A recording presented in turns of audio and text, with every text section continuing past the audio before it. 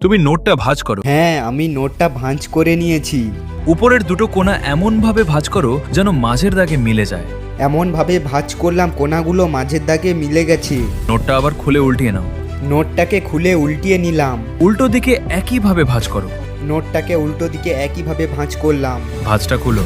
ভাঁজটা খুলে নিচ্ছি, কিন্তু তুমি বারবার একই জিনিস কেন আমাকে করতে বলছো? যেটা বলছি চুপচাপ সেটা করো। মাঝের অংশটা ভেতরের দিকে ঠেলো, এটা সূচালো আকার ধারণ করবে। হ্যাঁ, সত্যি ছুচালো আকার ধারণ করেছে। এবার এটাকে ধরে চেপে দাও। হ্যাঁ, ধরে এমনভাবে চেপে দিলাম। এবার দুই পাশ সূচালো অংশের দিকে আনো। হ্যাঁ, দুই পাশ ছুচালো দিকে আনলাম। এবারের বিপরীত কোণাগুলো সামনের দিকে আনো।